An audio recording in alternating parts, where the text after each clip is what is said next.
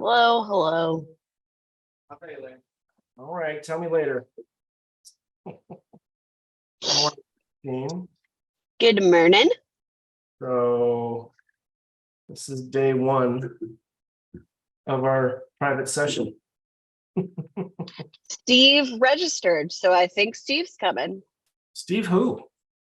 August? Oh, wow. That would make sense. He's in a hotel.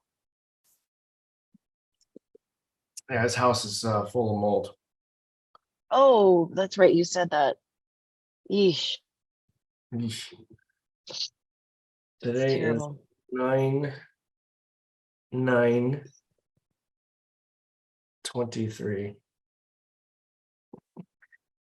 Mine is fucked right now. Nine. Don't know what that is from. I bet Mel Brooke movie. Can you hear me okay? Yes. All right. Just making sure the recording is on and my microphone is on. Using the Yeti 10. There we go. I'm not. Is your microphone on? Because Yeah. usually you sound different. I'm on right Like now. Okay. Yeah. Okay. It's on. I can. right. I'll show you the difference. So this is my radio voice. And this is my Apple voice. Hello. Hello. Hello. Not a lot of difference. That's what I'm saying. I can usually really tell that the Yeti's on. But Changed. All right.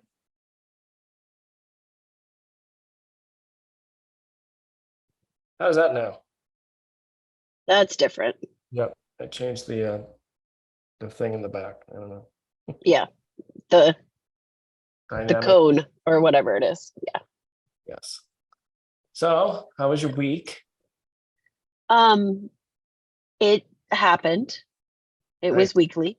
Mhm. First week of school for my kids, so we all made it through. So Nice. we're doing okay. It's good. How about you? Well, we had a seizure. We had a birthday. We had dinners. Wow. I shoveled shit on my friend's ranch, which is very humbling. Good week. Whew. Yeah. Oh, I was also called an extortionist. So that's Oh, yeah. okay. I didn't know this about you. Interesting. I'm many things to some. And I got this Wow. really cool cat birthday card.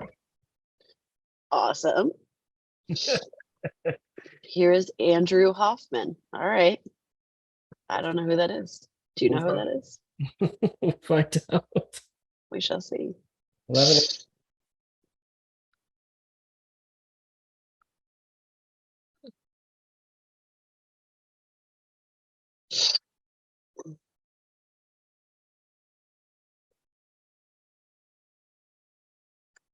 I mean, I actually don't even need to be on camera. Okay. Hi, Andrew. Welcome. This is a meeting for men, but I'm the host. So I'm gonna go off camera here in a little bit. How you doing, Andrew? I'm good. How are you? Good. Awesome. How'd you hear about us today, Andrew? My wife Katie forwarded the email. She's done some things with Angel Aid before. So Fantastic. yeah. Thank you. Have you ever been to one of these meetings on Angel Aid's platform? No, I don't think on Angel Aid's platform. Oh, okay. I've attended a few with Padma. Yeah. She's a cool chick. And, cool. Yeah, my wife did a series on going through the work, being together with Padma and I think a group of other women / moms. So yeah. Very cool. Well, this is the inaugural men's support group at this date and time. I don't know how many people will be joining us. I don't know much about the registration aspect, as Angel 8 is the host, and I'm just I'm your speaker. I'm going to be hosting these meetings. They're the platform. So hopefully there'll be more than me and you, but We'll see. wait it Yeah. out. Who else joins in? And what is it, 11:01? You're early. 11:01. Yeah, punctual even. I was I'm actually sending this to a friend who's another rare dad. Ah, very cool. Very cool.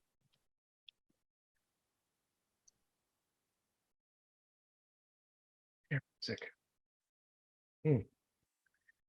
So are you in rare disease, Andrew? Are you Yeah. what's your deal? Do you have a child or you a doctor? I have a son with a rare disease called Hunter syndrome, or mucopolysaccharidosis type 2, which is a rare genetic disease. And he's 6, but it's a pretty complicated medical condition, a progressively debilitated or degenerative disease. And so a lot of medical complexity to life. So, yep. And Yeah. And also a daughter who's neurotypical, who doesn't have it, and she's 8. So, yeah, I guess you definitely qualify. I think so. Yeah. Yeah. Or it was just hit randomly, but I was just working on some taxes stuff and was tallying all the medical appointments from last year, and I should get the count, but I mean, it like averaged to like at least 1 a day for the year, which is means that like certain days it's like 4, another, so anyways, it's just a lot of appointments and therapies and stuff all the time. Nice. Well, hopefully you get some tips and tricks in the next 48 minutes. Hello, Steve. Welcome. Hey, Chris, good to see you. Are you inside you're not at the mold house, are you? No, I'm not at the mold house. I'm at our friends. So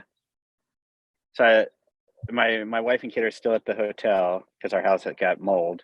Yeah. And then I got COVID this week. And so Mhm. I'm isolating from them. It's a very mild case of COVID. It's like I've had colds that are worse. So but now I'm at a friend's place that has a spare bedroom. So hanging out with till I'm deemed safe or fit to rejoin the family unit. Nice. Well, very So- cool. That's good, man. See, I called it months ago. Just wanted you to know. I called mold. You did? If you go back to the thread, my brother, you'll see that I said sounds like mold. Oh yeah. Yeah. I mean, there's a whole bunch of stuff that happened. This year's been, on top of all the kid caregiving and medical issues and all that, the house has just been a nightmare this year. So the sewer backup when the plumbers drilled through our main sewer line when they were replacing our main water line. So that's Right. also come up in the report that it wasn't cleaned up well enough. So we're gonna have to demo that part of at least the flooring in the basement. And yeah, I'm still working through remediation. But yeah, then there was a mold event, right? And then everybody says that's super small, but when you have a very immune compromised or sensitive kid in the house, that anything, what everybody says is fine isn't necessarily fine. Yeah. Well, I'm sorry that you're going through all that crap. Damn. Yeah, I appreciate it. Sometimes when I got the positive COVID test this week, I went from like shock because I generally don't get sick that often to like just gotta laugh at this point almost, because the universe just keeps piling on. And Oh, yeah, so that's right. We're gonna have our band. What's the name of it? The Whiners? the Fine Whiners. Fine Whiners. That's pretty great. That's great. That's the thing I like about you, Steve. You can just kind of just laugh through it. That's good. That's good. What else you got to do? Well, I cry some, I laugh some, but I think our hit songs are going to be good. That our first lead single, I think, is "Shit Keeps Happening." So I think that's going to go up the charts with a bullet. Yeah. But I like the B side. I got mold in low places. Yeah, it was an exceptional title. Fairly accurate. Awesome. I'm surprised none of the other guys came on today from that feed. Steve, meet Andrew. Andrew, meet Steve. We met at a retreat at Angel AIDS. So we were there and we all connected on this app. And so there's like 5 or 6 guys on that app that are chatting. So I put it out there, but Saturdays, I guess, maybe a little bit difficult for some, but obviously not for everyone. But the people that show up are here, and hopefully they'll continue to show up. So Steve was a really, really great support system that weekend for me, because he just was very vulnerable. He just was like throwing up on everybody about what the fuck's really going on. Which is nice. It's nice, right? It's nice to fucking hear another man kind of simply say, this is where I'm at, and it's debilitating, and I'm destroyed, and I'm exhausted. And you can just see it wasn't like, complaining as much as it was just tears of exhaustion. And it was great to have that opportunity. And Andrew was telling me, obviously, when you jumped on, Steve, that he's got his hands full too. He's got medically complex children, and his wife told him about this through Angel Aid. So Yeah. welcome. Yeah, welcome, man. Yeah, I got the tail end of it, and I was sympathizing with all the medical appointments, and then tax time. Yeah, just the medical bills that are uncovered and have to be. It's just so much, right? So Yeah, and it's the time and the financial element of it is crazy. So yeah, sort of odd. I'm doing my taxes right now because in California, I live in California. I live just north of San Francisco in a little town called Mill Valley. But for counties that had a disaster declaration during the rain, they got to delay taxes until October. So it's finally time for me to like get my stuff together for my taxes. But when I pull it all together, looking at the expense and the time spent, just like, anyways, I was doing it till 2 a.m. last night, which is why it's just on mind for me right now. Yeah. It's like insult to injury. It's like, not only do you have to deal with the actual stuff that you have to deal with, but then you have to deal with the accounting. Yeah, exactly. Steve, I was saying I have a son, Peter, who's 6, and he has a disease called Hunter syndrome, or MPS 2. If you know the Angel Aid story and you know the founder, it's the disease that she had brothers who had MPS 2, Hunter syndrome. I don't know if that resonates for you, but so it's a pretty rough diagnosis and debilitating. So my son had a bone marrow transplant when he was 2 at UCSF in San Francisco, and now is actually part of a clinical trial. There's been a lot of there's actually been promising treatments that have come along in Hunter syndrome just in the last few years, which is exciting. So he's part of a clinical trial, which is, I think, having benefit for him. But it's a full day at the hospital every week to get an infusion for an enzyme that his body can't produce. And to that, with the therapies and everything else, it's just, it's a lot. So it's a lot on all levels, right? It's a lot to watch your kid go through that. It's a lot to, watch your wife deal with it. It's a lot to like you dealing with it and the kid and the emotions of it and the expense of it and the energy of it. And then you still have to show up for the other parts of your life. It's hard, man. I feel you. I've been there. What's your, you said our you kiddo, have a kiddo who's got, they're 21 now. When they were 17, they got a CSF leak, a spinal CSF leak. And most people know them from, you get a epidural or lumbar puncture, and they puncture your dura, the sac of fluid that surrounds your spine and brain.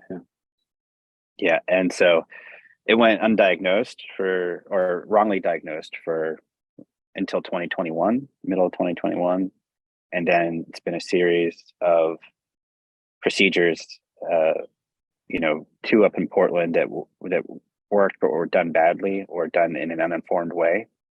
Then, trip down to Stanford, where we got more imaging, and then they refused. They didn't treat, even though, because they've always been imaging negative. And then January 2022, we got down to Cedars-Sinai in LA and got a patch that lasted 7 months, and then blew in November of last year. And then it was April of 2022. It lasted to November. We got another patch in January. And that's held so far. But there's, they also have Ehlers-Danlos, a connective tissue disorder. They also have mast cell activation syndrome. They've got the kind of the unholy trinity of like connective tissues, the spinal leak, and that. So it's, and their health, just the recovery from this is intense. And I know there is a recovery, so I'm cognizant of that fact, that there is, they always have to live with the fear of re-springing their leak, but at least there's a path, right? So, but it's been like at their low point, they were having seizures and throwing up every day, multiple times a day. They're bedbound for 2 years essentially, and so we're all still kind of digging out in some ways from the all that, and so so that's how I stumbled into this the same way, or almost everybody else does, if their wife points it out to them, because their wife's out there getting looking for support, and for the guys it's kind of more isolating somehow. Yep, I think that's a common story. That's a lot. Just the two of you. You guys know you could be related. Are you guys like related? You guys have the same face. That's good. I like Andrew's face, so that's good. We're both remarkably good-looking people. Yeah. Yeah, it's a blessing and a curse. Like Steve's the older brother. Yeah, older, yeah, for sure. Getting Well, older every year, it turns out. I got to tell you, I appreciate you guys coming in. I don't think anybody else is coming. If they jump on, I'm sure Chris will let them in. But so I am the father. My name is Christopher Velona, of a child that is suffering from Batten disease. And his variant is CLN8. And there are 14 known variants of the same disease, which is a mutated gene. So obviously you need 14 different cures and 14 different treatments because it's genetic. Currently, there is no treatment or cure for Sebastian, so he's terminal, and there'll be nothing coming anytime soon. So we're just living every day, just maintaining safety and enjoying life. We are on a copious amount of seizure medication, because that's probably one of the biggest blessings of this disease. If anything, I could take the seizures over everything else, but we deal with the brain is slowly dying, starting in the back of the cerebellum. So everything is affected: cognitive, focus, fine motor skills, speech. He's blind, and he has seizures. But I gotta tell you, he's probably one of the funniest guys I've ever been around in my life. He's very quick-witted, and he's a very enjoyable young man. So he just turned 20 in July. He's not supposed to be here. He's supposed to be dead twice. So that just goes to tell you, doctors don't know everything. Data is only good for the moment, I think. But we keep pushing forward. And one of the things that I have done at Project Sebastian is I've created support groups for all rare disease families in the last few years. We used to just be focused on research dollars and only helping Batten disease families and children. And we realized that once that really wasn't going to happen, meaning there was not going to be a cure, then we needed to kind of to pivot, and we turned on into the need, and a very, very necessary need, of men's support groups. Because if you look at the landscape, there's nothing but women out there, helping each other. And the men go to work, or the men leave the family, or they dip out, they just abandon the family. And some women do the same. They abandon the family, they go start other families, they just forget about the sick kids. And so I wanted to bring everyone together just to kind of give them a safe place for them to discuss what's going on and to get some clinical therapy, which is also what we provide free of charge. Mm.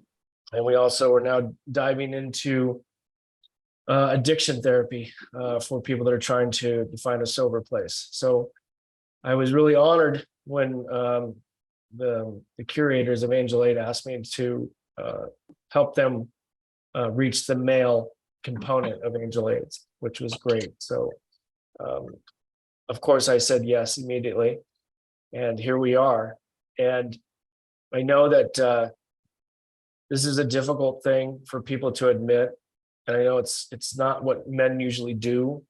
A lot of men are forced into therapy through their wives or through judges or through friends to save marriages and stuff like that. And a lot of us don't really go into any type of a support group really willingly. There's a very small percentage that I have found in my 54 years on this planet that people really want therapy. And the beauty of it is when they do go through it and they have this open mindset after about 2 or 3 sessions, they understand that it's really not an attack on your manhood. More so it's to help you understand how to be more of a man and to really tap into everything that makes us men. You know, there's something to be said for providers and to protect. There's also a side of us that we really don't really explore, which is our empathetic side and our mental health, as well as just being patient and pausing when agitated. Little quick background, I am 27 years sober. I do support Alcoholics Anonymous. I do have my own business as a sober coach. So I do have a little bit of experience about how to dial back behavior a little bit and apply it when it's necessary. And so the focus of these groups going forward, guys, is just for all of us to get together and just to talk and just to share what's going on. And much like my podcast that we have called the Rare Hour with Christopher Velona, we can do it that way where we just have an informed chat, where we do a topic based in the last part of the show, last part of the hour. So if you guys are cool with that, you can stay. If not, you can jump off. I'm not forcing anyone to be here. So I will stay as long as you guys need me to stay. And you guys are ready to continue. I'm going to ask you a couple questions if you're ready. Yeah, All good. I did have one question on the logistics, and I'm not as familiar with Angel Aid and the platform and whatnot. I know it's recorded. Can anyone view it? I just, sort of easier to be more candid without recording, but. Yeah, I understand that, but. I can answer that one. Okay. Sorry to be the girl jumping in here. And then I'm going to walk away so y'all can have your meeting. We do record them and they're available just on our Mighty Networks platform, which is private. So it's not, it says that it's live on YouTube, but it goes to like a YouTube private. And that's just how we edit everything. And then they're just available to view later on Mighty Networks. So it's not out there on the public. But it is work. to the members of the Mighty Networks. Correct. Or a member of the Angel Aid platform. But not everyone. So like in theory, well, and in practice, we don't have women in that men, like specific space. So like if your wife is on the platform too, she really won't be able to see these videos and you won't be able to see hers. So just throwing that out there. There's an added layer there. Yep. Okay. Thank you. Now we can really talk. Yeah. No, I was just curious on that. So I don't have anything particularly revolutionary to share, but sometimes I just even get a filter in my own head when I know that things are recorded where I'm probably not as candid as I would be otherwise. So something to think about for a future session. I get it. I don't have a filter, which people don't like, but I am very transparent. And I like it. I like that you don't have a filter. Appreciate you, Steve. Appreciate you. We'll get to you later. So when we're talking about being candid, this is the place I want you to dump all your shit, you know, and that's the one thing I didn't record my other groups because I didn't want people to say these things or to simply people can find, you know, because there are people out there that will find stuff about you. There's just people, but I believe that this network has a great layer of security to where, you know, you really can't see anything unless you're in that group and you're a registered member of that group, and then you have to be approved. So then you have to ask yourself, why are you trying to find out information? So it's a pretty cool secure platform. But yeah. No, I'm not hung up on it, but cool. just I wanted to check on that. Yeah. Cool. Steve, you feeling all right about it? I'm good. I'm good with it. Are you outside? Yeah, there's a balcony off this Nice. bedroom. Yeah. So yeah, I'm liking like a really awesome Airbnb. They had bagels waiting for me this morning, and shit. Life is good. I don't. If they need me to isolate longer, I think I'm good with it right now. A little bit of I'm forced living large rest. here. Yeah. That's good. Outside is what you need. A little fresh air. Yeah. Yeah, especially when you've been cooped up in a hotel. You really get tired of the waffles after a while. Said no one ever. I don't know. You've been in a residence inn for like feels like over a month now. You're really like you don't even want a waffle. You could have something else, Steve. I mean, do you have to have the waffle? I actually don't have the waffles. I have the fake eggs. And when they have the turkey sausage, I'll have that. I know their routine now. Like, you know, when you've been there too long, when you know, oh, this is this day for the breakfast line. Yeah. Now, where'd the good yogurts go? They used to have like the Chobanis, and now they must have been there. Maybe they're cutting corners again. I don't know. You start to get that way. Yeah. Powdered eggs work so well. We're moving to powdered milk. So yeah. Oh, yeah. God bless. But it's free. It's included, so I gotta take advantage of it every day, right? Because all these gotta maximize the. Oh yeah. Gotta maximize the expense. So hey, we saving breakfast every day. Well, there's that. At least you're getting something. There you go. All right. Yeah. So do you guys have any other questions before I ask you some other questions? No? Yes? All right. So today's topic, I just thought we'd start off with something really easy and yet extremely difficult for men. And the topic is called forgiveness. And I'm curious to hear each one of you guys tell me, you know, why can't you forgive yourself, or why can't you forgive others? For me, I was told that I truly cannot be happy unless I forgive myself. It's easy to forgive others, as they say, at a certain point when you do the work, like when you do these therapy sessions or you actually do the writing. I don't know about you, but I got a ton of these notebooks. And I always put paper to pen so that I could actually reread my thoughts and my anger and my fears and my goals and stuff like that.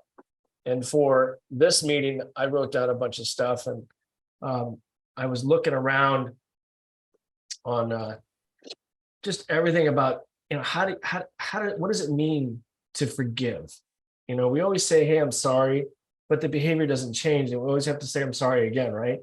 And until our behavior changes, then that forgiveness really is not as necessary, because there's really, in that category, you're not apologizing for something that you did, or how to heal, right? You know, you have to understand, you have to know what that means. You have to understand what's the benefits. I think a lot of men, because we're driven by ego and fear, we hold on to a lot of resentment. Especially in this life, I'm very angry. I'm very angry at this disease.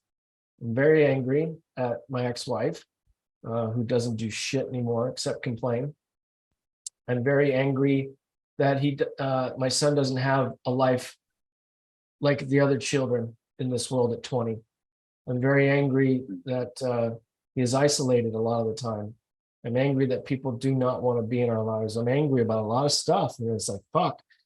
And I had to stop comparing, my life to other families.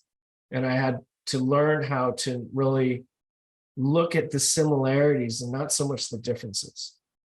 And for me, that transition was so beneficial because it made me understand, like, you know what, we're all different.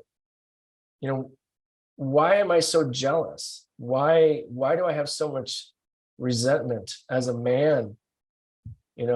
Why is that happening? Why do people expect me to act a certain way in a situation that they have no idea what I'm going through just because I'm a man, right? We're all taught to just be strong. We're not supposed to show emotion. We're not supposed to fucking show any fear. We're supposed to walk through it, throw dirt on it. We get hurt, we keep moving, right? And that over time it's a great thing to have, but over time it just destroys a little bit at a time. They call about the chinks in the armor, right, guys? And those things that really start to put the cracks in our facade. And then we can really understand why we break down. It's a process.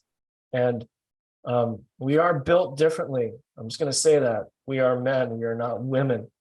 Women are completely wired differently. They have different chemicals in their body than men. Just like women don't have those things that we have, right? So let's be clear. We're two separate species, but we're all human beings. But we definitely act differently, right? We're fixers. And we don't really have that ability to kind of go, oh, I'm sorry you feel that way. It's more like, well, you wuss, let's go, knock it off. I sometimes do that with my children, even the one that's dying, because I treat everybody the same. I'm an asshole. So either you get on board or you get out.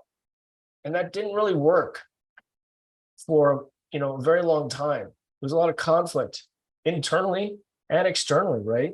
And I didn't understand why my children didn't like me. I didn't understand why people stayed away from me. And I didn't understand any of that stuff. And it wasn't until I actually sat down with another guy who was my father at the time. He's dead now, but he was very smart.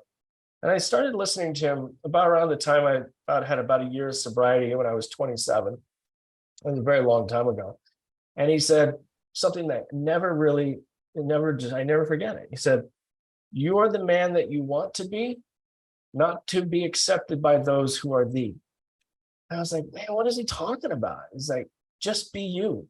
Don't be anyone else for anyone else. Just be you. And I said, how do you do that? He says, be kind, be respectful, be resourceful, be humble, and be helpful. He had 5 things, right? Those 5 things, I try to do those on a daily basis, but they're very hard in this life because we're supposed to be everything for our children that are suffering where there's no time for us. And so the caregiver, us, really breaks down fast. And then we don't have anywhere to tune to because we're supposed to be the strong ones for the children or the people in our lives that we're caring for, right? So it's this constant merry-go-round of I don't get it, I don't understand it. What do I do? How do I get better? And the question is, do I want to forgive myself for beating myself up? Or do I want to continue to have anger and resentment for this disease or for others around me that don't get it? And so I had to ask myself, how much longer am I going to be this gigantic asshole? Or am I going to be a person who is going to try to instill less hostility, less arrogance, more humility, and extend my hand? And it's really a hard concept for a lot of men. How do we change from being this, we're going to take on the world to hey, I need help. I don't know how to do that. And it's very confusing in the beginning. And so this one guy said, it sounds to me like you have not forgave yourself for everything. And I was like what? And it was really shocking. I'm divorced. And he said, have you ever forgiven yourself about the failures of your marriage instead of blaming the other person? I said, no. He said, Have you ever forgiven yourself for procreating a child that has all of these horrible conditions? No. So it was like, if I forgive myself and I relieve myself of that burden, will I get better? Or will I become so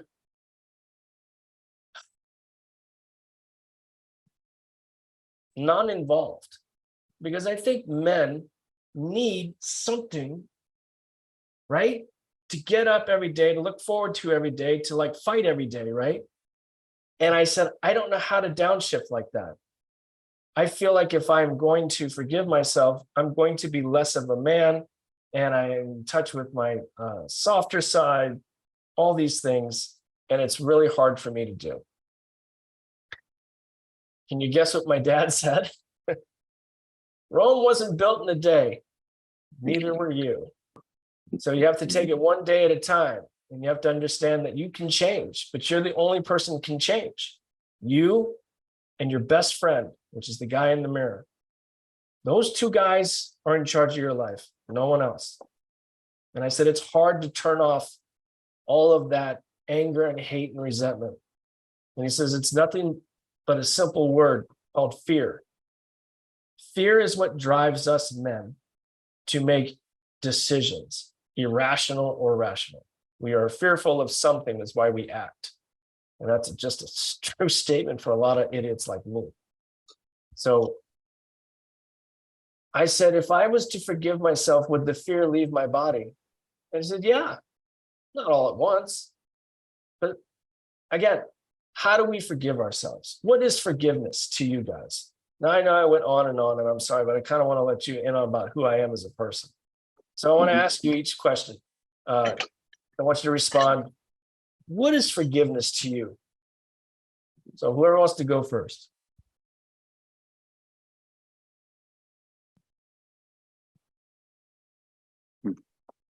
I'll go.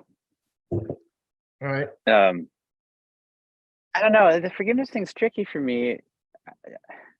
I don't feel like I have anything to forgive, in a sense. I feel very, I think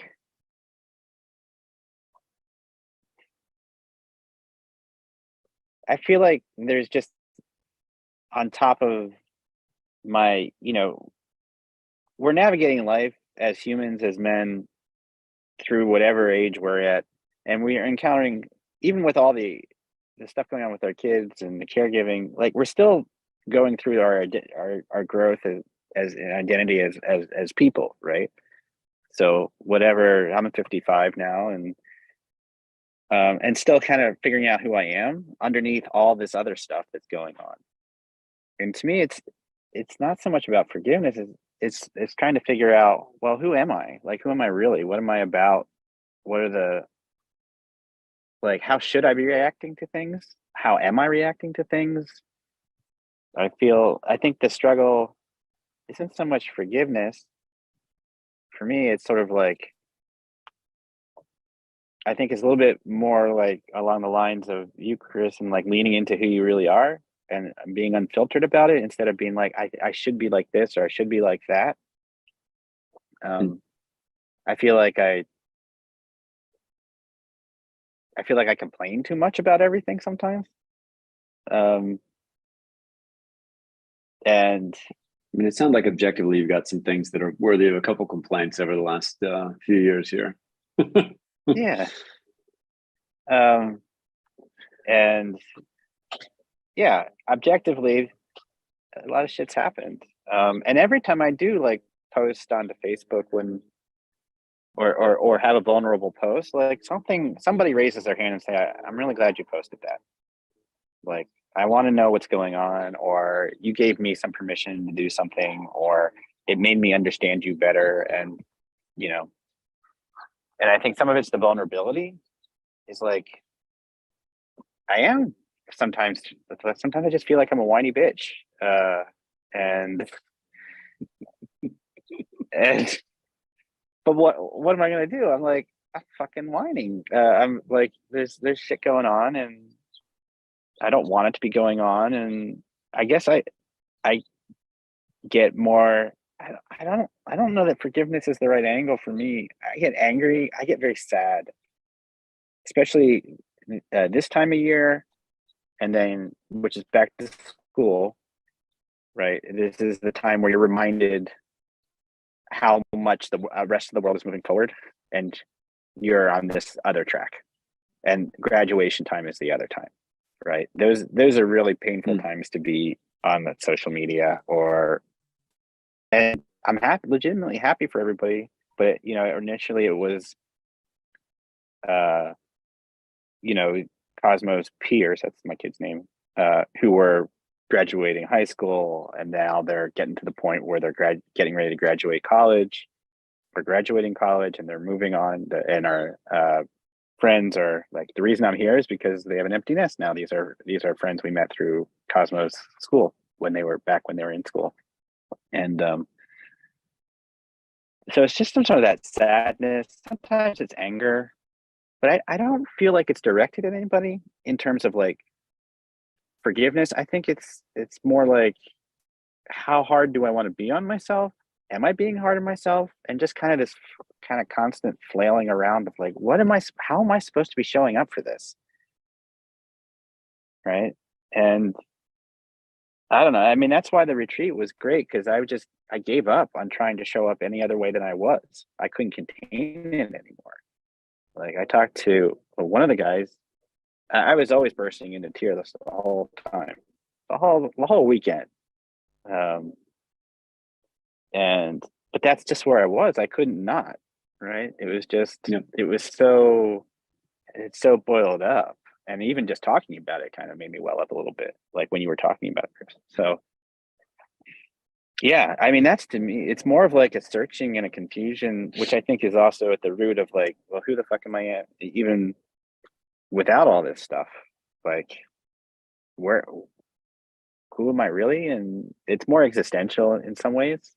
But I don't have anybody to forgive. Like, I don't think I'm like trying to forgive myself for anything. I'm just trying to like figure out what the fuck do I do on a day-to-day basis, and what do I want, and how am I showing up, and the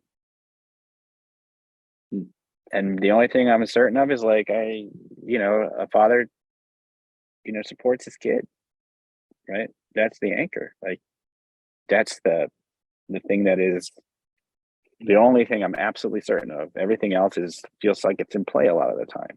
Like, so I don't know.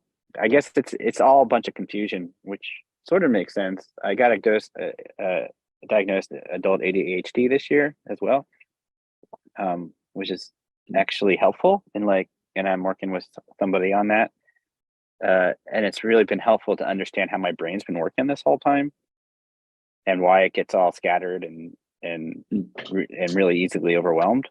It's because it's always darting around. So I know it's kind of a long, rambly answer to that question, but I think that's coming back to the short answer. It's like, it's not about forgiveness. It's just more about like, who the fuck am I? And can I actually figure out what I want and who I want to be from what I think I should be?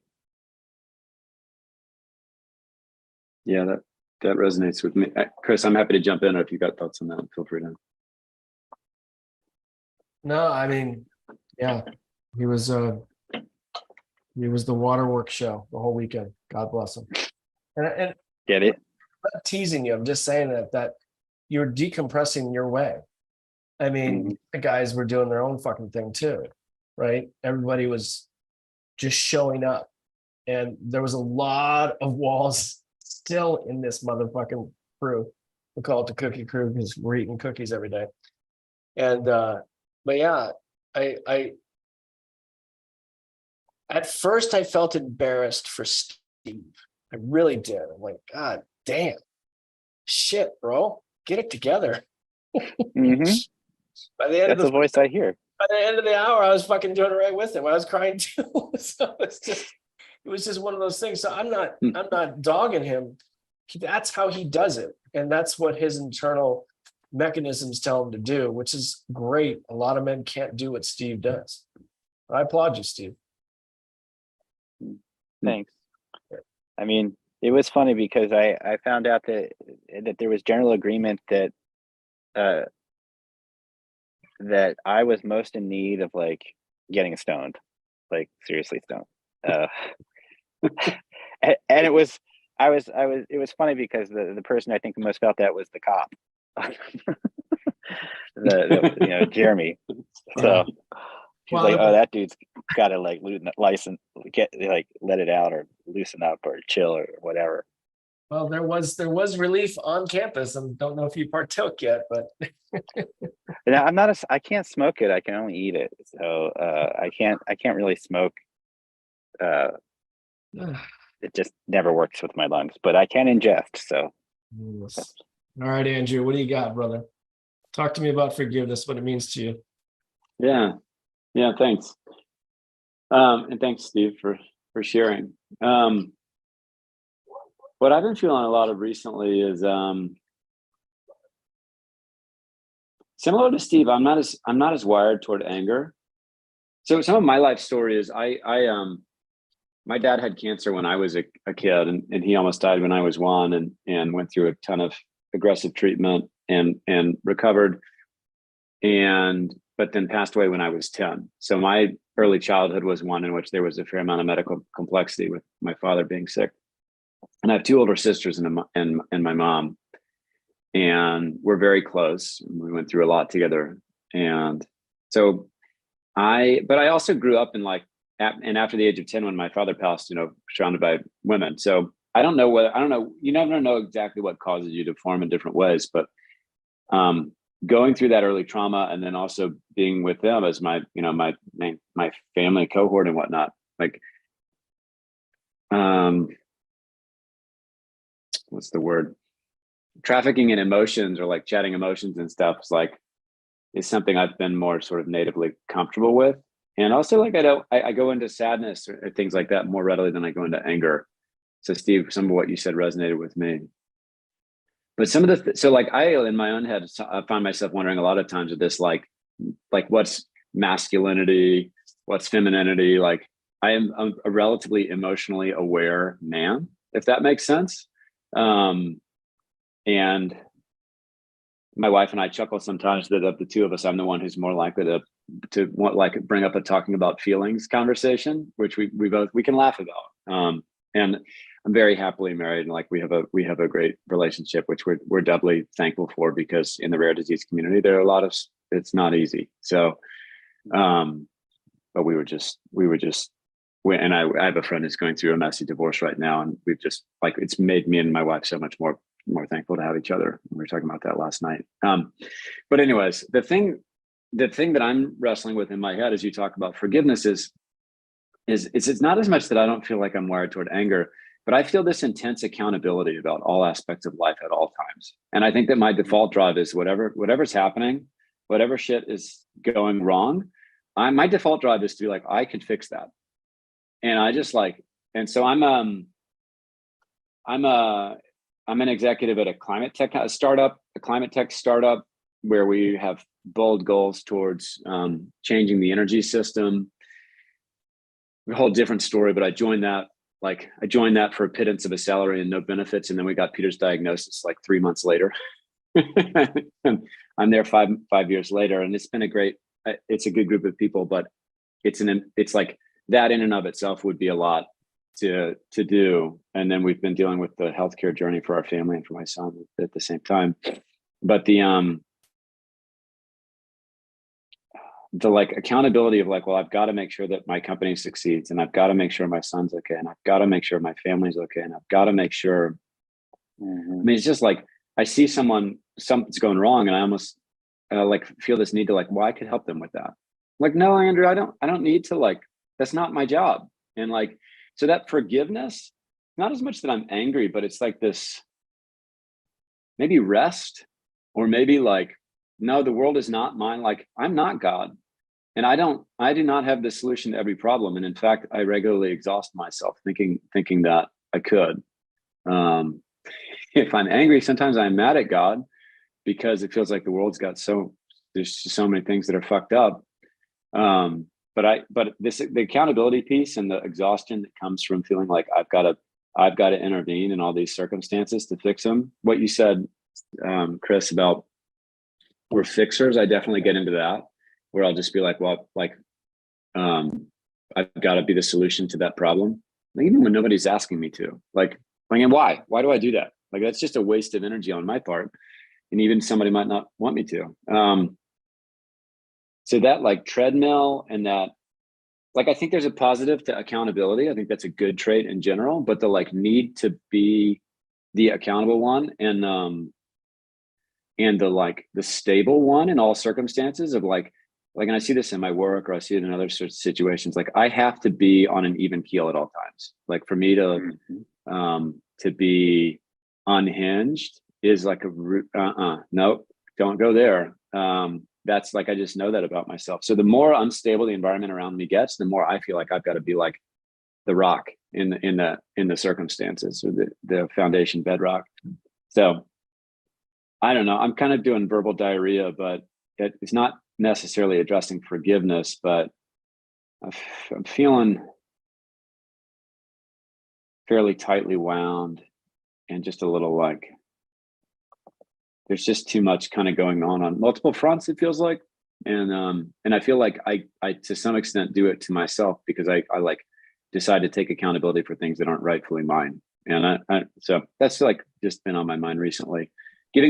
So maybe a word I could use would be like permission to not feel like it's my fault or my responsibility to be involved in all of everything. Might be a way. It's like, it's related to, I think, what you're saying, but that's been on my mind of late.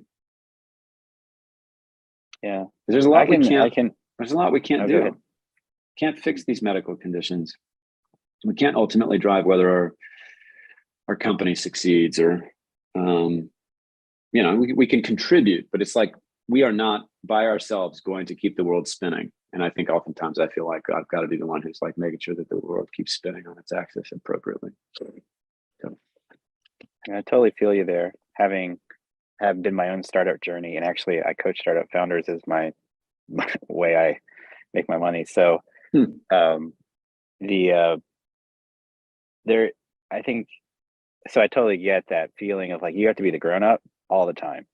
Like if your team is kind of like freaking out or behaving irrationally, or you just want to tell them to just, shut the fuck up and just do it. You can't, right? Because you got to be the grown up. Right. And that, I think there's also this ethos and this, like, you overcome everything.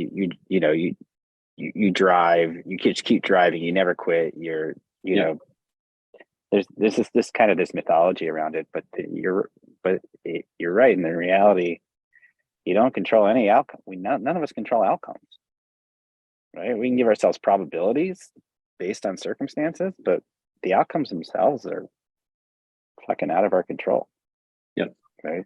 Can't control if a customer buys, can't control if the world's gonna, go into a pandemic, or, have a financial crisis or whatever.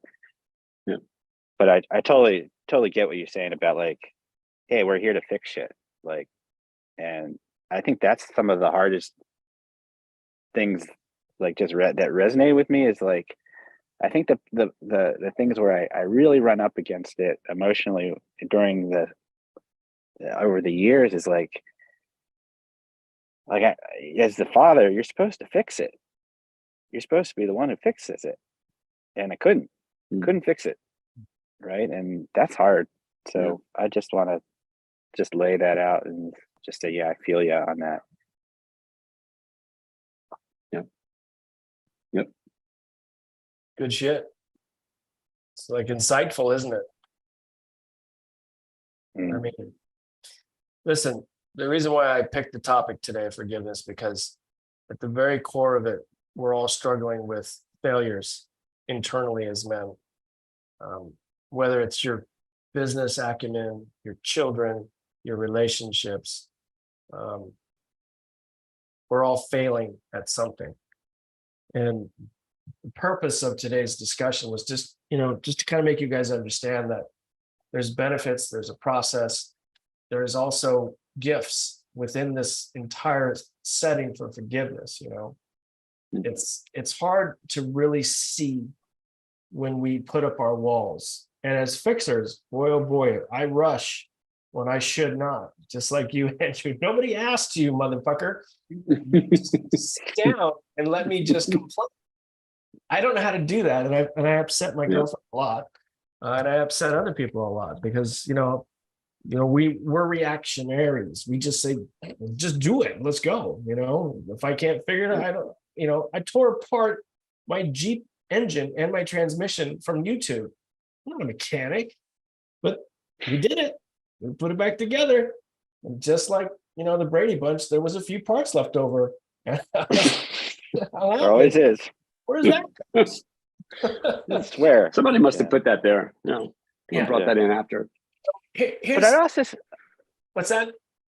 I'm just going to say, yes, we fail a lot, but also I think we're also succeeding spectacularly. Absolutely. Absolutely. Dogging your at the real hard stuff, right? The hard stuff. Like I talked to a friend the other day. I hadn't talked to him in a while. He was when I was leading my startup, he had his own, and we were sort of frenemies, competitors, and we've gone different routes, but I reconnected with him and I told him what was going on. He's like, dude, you are like superhuman. Like, not everybody, like he's like, I couldn't have stuck around for that. Like, how can you not stick around for this? Like, I don't like it, but what are my other choices? To bail? No, I can't do that. Like, so it just was kind of a reminder of like, yeah, we're up against it every day. Every day we're up against it. True. And that's part of forgiveness. You realize that stuff and you can forgive yourself and you can relieve some of that burden. The things that people tell me, it's like, you ever hear the analogy about how many rocks are in your backpack? And I'm like, I don't have a backpack. It's imaginary. So like if you ever took a bunch of rocks in your backpack and you went on a hike, and every time you took a rock out and you dealt with that problem, the backpack gets lighter, right?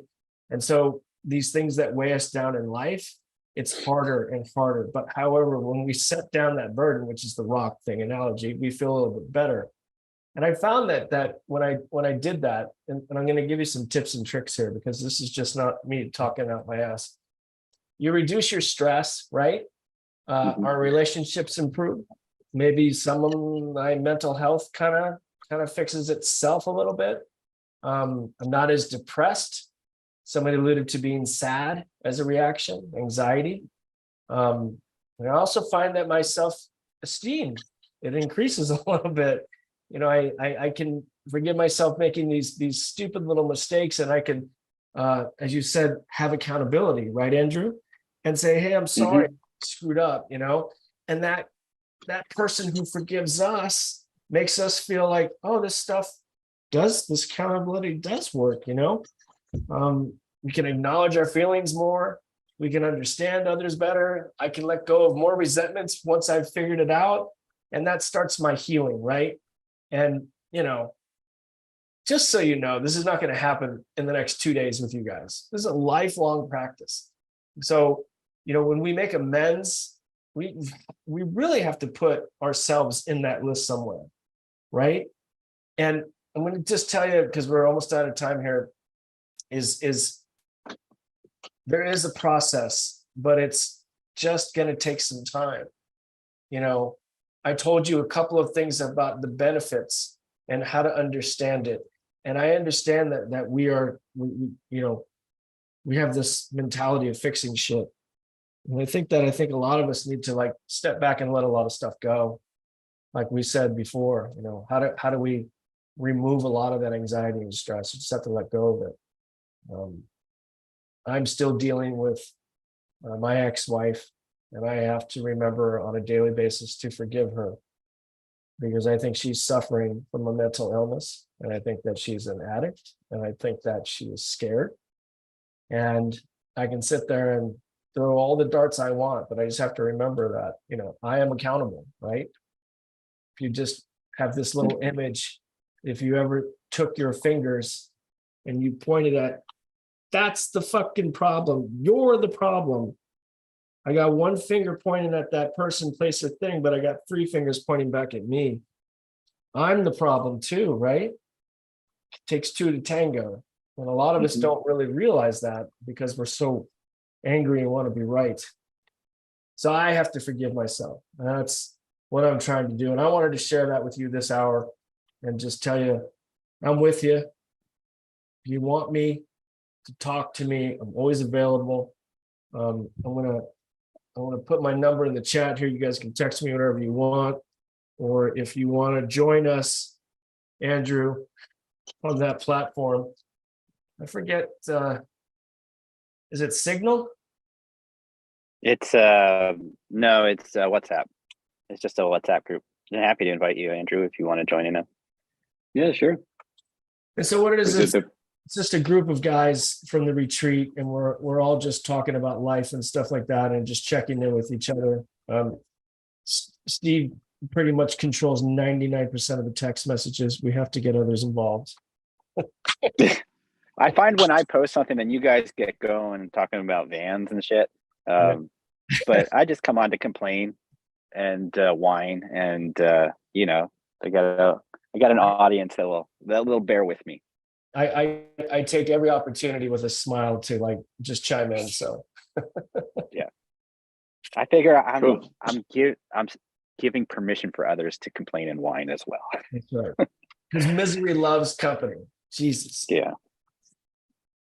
All right, you guys have final thoughts or questions for me before we wrap it up here on our brand new Angel Aid male support group? I guess I just would need Andrew's phone number or WhatsApp. Yeah, sure. Right. Put it in the chat. You can find them that way. Yeah, I'm hold sticking it on, in because there. I'm on my phone and I'm not very good at. There we go. There you go. Copy. Yeah. Copy is perfect. All right. All right. Yeah, Awesome. thanks, guys. Anything else, Andrew, that you wanted to say, or you feel fully expressed, or? No, I think that an interesting one for future would be like, how to rest, how to put stuff down. The world is not going to stop serving up stuff that we need to do, you know, whether it's in family life or professional life or whatever else. So that one, I wonder about, like, how do we sustain ourselves? And even when there's just going to be no end of what the world or jobs or family or whatever is asking of us. So like, what's an appropriate way to like show up for them, but then also to find rest. So the retreat sounds like a great, you know, it's only one weekend, but that's a great way to do something like that. Maybe catching COVID's a good way to do that. I don't know. Well, Isn't bad, I tell you, as long as it's not bad. that one weekend has brought us here. Yeah. That weekend was months ago. So as they say, it works if you work it, but you've got to want it, right? And if you want to put effort into relationships, man, this is how you do it. Whether we're over video conferencing, all three of us live in California, yeah? Just different. No, I'm in Oregon. You don't count. Sorry. Yeah. But we're all on a fucking line. This, you know, we're very close. Yeah. To, you know what I'm saying? Alan's in California. Yeah. Where is that guy? Okay. Jesus. Are you in Bakersfield, Chris? I'm in Los Angeles. Oh, 661. I thought it was Bakersfield. Am I making that up? No, that's probably accurate. That's Okay. that was what I got from beautiful T-Mobile. But Got I live in the city of Santa Clarita, North Los Angeles. Okay, cool. Yeah. Nice. Right on. I dig. All right. What do you guys got All going right. on today? Anything fun, hopefully? I think I am going to go back to the house and try to air it out and clean or do something. Got a few other things. I don't know. My wife will tell me what I'm doing at some point. There you Coaching go. my daughter's first fall soccer game. She's 8 in 3rd grade, so that'll be fun. So Fantastic. Is it cooler up there? Because we're burning over here today. it's pretty, it looks like it's like 70 probably in blue sky. It's pretty nice right now. Yeah. Perfect Marin day. I lived in San Yeah. Francisco for about 10 years, so Okay. Cool. Marin was always Yeah. good. Jesus. Nice.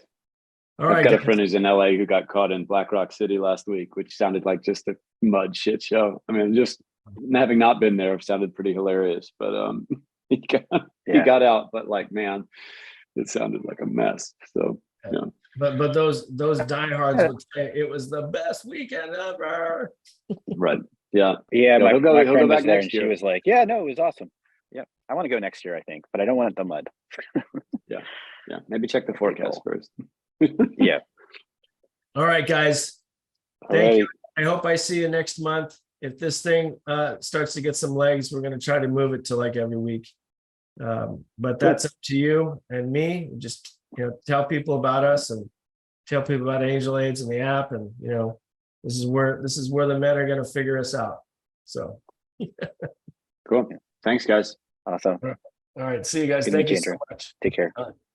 Thank you.